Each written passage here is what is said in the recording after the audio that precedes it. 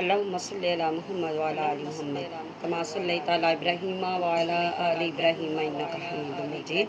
اللهم بارك على محمد وعلى آل محمد كما باركت على إبراهيم وعلى آل إبراهيم إنك حميد مجيد. والصلاة والسلام عليك يا سيدي يا رسول الله وعلى آلك وصحبك يا حبیب اللہ.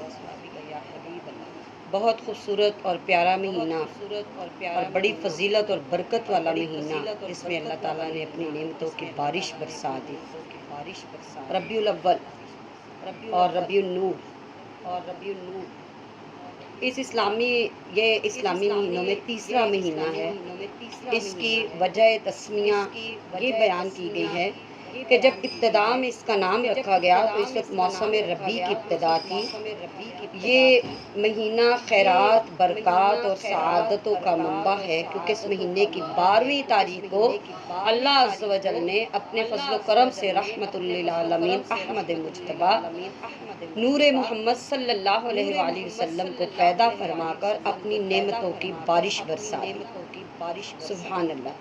اللہ تعالیٰ نے قرآن پاک میں فرمایا ہے کہ میرا سب سے بڑا احسان ایمان والوں پر میں نے اپنا محبوب نبی ایمان والوں کو عطا کر دیا. سبحان اللہ.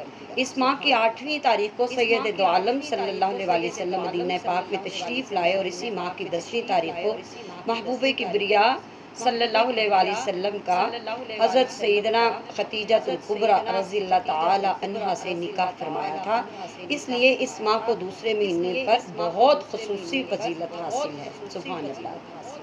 ربیع الاول کی عبادت ہے. کتاب الاوراد میں لکھا ہے کہ جب ربیع الاول کا چاند نظر آئے تو 16 رکعت نفل پڑھیں، 2 رکعت کر کے نیت کریں. ہر رکعت میں سورہ فاتحہ کے بعد سورۃ اخلاص 3 بار پڑھیں، اور جب فراغت پائیں تو یہ والا درود پاک 1000 مرتبہ پڑھیں. اللہم صلی علی محمد النبی الامی ورحمۃ اللہ وبرکاتہ.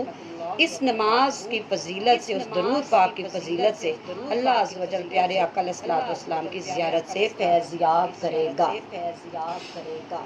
اس کے بعد جواہر غیبی میں ہے کہ اس مہینے کے 12 روز تک نور مبارک پر ہدیہ درود پاک بھیجے، کیونکہ حضرت صحابہ اور تابعین اور تبع تابعین بھی ان رکعتوں کا ثواب ہدیہ روح اقدس صلی اللہ علیہ وآلہ وسلم کو بھیجا کرتے تھے. اور 20 رکعت وہ یہ ہیں کہ ہر رکعت میں اگر 21 بار سورہ اخلاص پڑھی جائے اور روزمرہ اگر دن میں توفیق ہو تو روزانہ پڑھی جائے، نہیں تو 12ویں تاریخ کو یہ ضرور 20 رکعت آپ پڑھ لیں اور اس کے بعد ہدیہ آقا علیہ الصلوۃ والسلام کی روح مبارک کو کیا جائے درود پاک کا، تو خواب میں پیارے آقا علیہ الصلوۃ والسلام جنت کی بشارت آپ کو ملے گی. اور پیارے آقا علیہ الصلوۃ والسلام کا خواب میں آنا جنت کی بشارت ہی ہے. سبحان اللہ. آپ کی شفاعت کا باعث ہے. وظیفہ درود پاک. ربیع الاول کا وظیفہ سن لیں کہ ربیع الاول کا سب سے اعلیٰ وظیفہ درود پاک کا ورد ہے. لہٰذا اس ماہ میں کوشش کی جائے کہ زیادہ سے زیادہ کثرت سے درود پاک ہر وقت اپنی زبان پہ جاری رکھیں.